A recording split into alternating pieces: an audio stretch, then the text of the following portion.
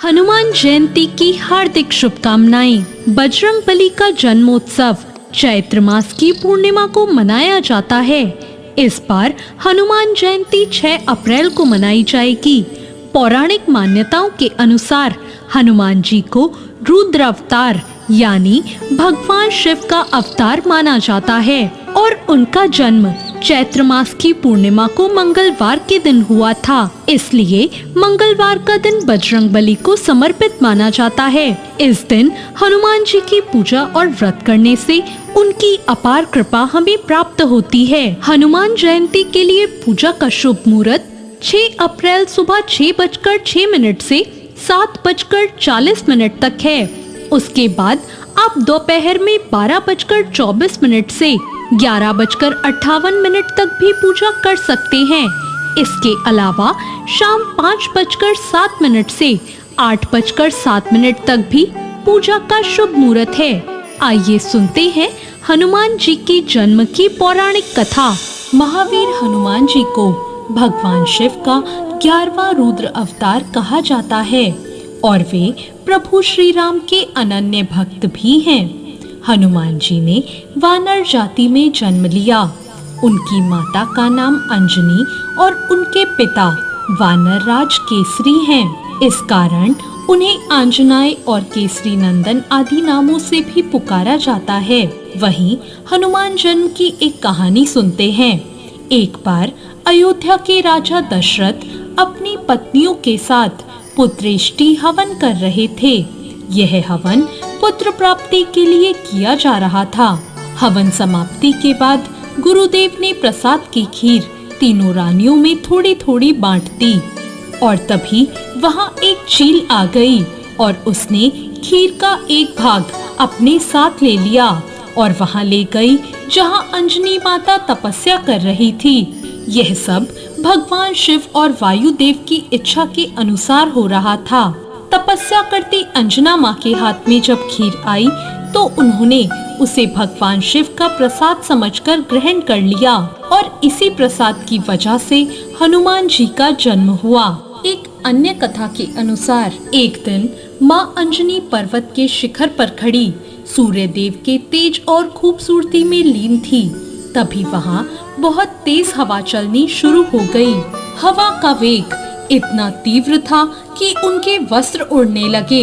उन्होंने सोचा कि जरूर ये किसी दानव या असुर की उद्दंडता हो सकती है। वो क्रोधित होकर बोली, ये कौन अभद्र है जो मेरी जैसी एक पति परायण स्त्री का अपमान करने की चेष्टा कर रहा है।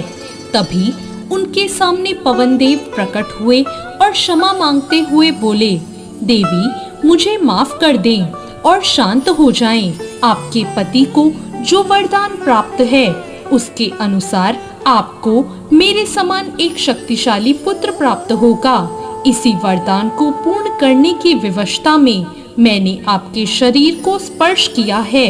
मेरे स्पर्श के माध्यम से रुद्रदेव का एक अंश भी आपके शरीर में प्रवेश कर चुका है। इसलिए महादेव के अवतार के रूप में आपका पुत्र इस धरती पर जन्म लेगा। जिसके बाद भगवान शिव ने महाबली हनुमान के रूप में वानर राज के यहाँ जन्म लिया था। कार्तिक कृष्ण चतुर्दशी की महानिशा में अंजना माता के उदर से हनुमान जी का जन्म हुआ। सूर्योदय होते ही उन्हें भूख लगने लगी। माता अंजना उनके लिए फल लाने गई और इधर लाल वर्ण के सूर्य को फल मानकर हनुमान जी उसे लेने के लिए आकाश में उछल गए। उस दिन अमावस्या होने के कारण सूर्य को ग्रसने राहु आया था, किंतु हनुमान जी को दूसरा राहु मानकर वो वहां से भाग गया। सूर्य को कहीं हनुमान जी ना निकल जाएं, इसलिए इंद्रदेव वहां प्रकट हुए और उन्होंने हनुमान जी पर वज्र का प्रहार कर दिया। इंद्रदेव के ऐसा करने से पवन देव ने हर प्राणी मात्र की वायु का संचार रोक दिया। तभी ब्रह्मादि सभी देवों ने हनुमान जी को अनेक वर दिए। ब्रह्मा जी ने अमितायु का, इंद्र ने वज्र से हत न होने का, सूर्य ने अपने शतांश तेज से युक्त और संपूर्ण शास्त्रों के विशेषज्ञ होने का, वरुण ने पाश और जल से अभय रहने का, यम ने यमदंड से अवध और पाश से नाश न होने का, कुबेर ने शत्रु मर्दिनी गदा से निशंक रहने का, शंकर भगवान ने प्रमथ और अजय योद्धाओं से जय प्राप्त करने का और विश्वकर्मा ने मय के बनाए हुए सभी प्रकार के दुर्बोध्य और असहनीय अस्त्र शस्त्र तथा यंत्रादि से कोई भी क्षति न होने का वर दे दिया। इस प्रकार सभी वरों को पाकर आगे जाकर हनुमान जी ने अमित पराक्रम के जो काम किए वो सभी हनुमान भक्तों में प्रसिद्ध हैं। तो ये थी हनुमान जी की जन्म कथा। दोस्तों, अभिजीत मुहूर्त में हनुमान जी की पूजा करना अत्यंत शुभ माना गया है। उत्तर पूर्व दिशा में चौकी पर लाल कपड़ा रखें, हनुमान जी के साथ भगवान श्री राम के चित्र की स्थापना करें। हनुमान जी को लाल और भगवान श्री राम को पीले फूल अर्पित करें। लड्डुओं के साथ साथ तुलसी दल भी अर्पित करें।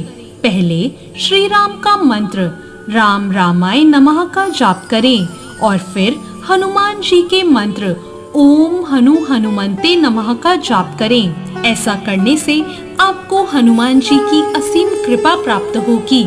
हनुमान जयंती की पूजा का विशेष महत्व माना जाता है। मान्यता है कि इस दिन पूजा अर्चना करने वाले लोगों को बजरंगबली हर रोग से दूर रखते हैं और हर प्रकार के संकटों से उनकी रक्षा करते हैं, जीवन के कष्ट दूर करते हैं और सुख शांति प्रदान करते हैं। इसके साथ ही जिन लोगों पर शनि की अशुभ दशा चल रही है वे यदि हनुमान जयंती पर व्रत रखें तो उनके शनि दोष दूर होते हैं और कष्टों से मुक्ति मिलती है। तो ये थी हनुमान जयंती की कथा और कुछ जानकारी। आपको ये कथा कैसी लगी कमेंट करके जरूर बताएं और साथ ही मेरे चैनल को सब्सक्राइब करना ना भूलें। वीडियो अच्छी लगी हो तो लाइक जरूर करें। धन्यवाद।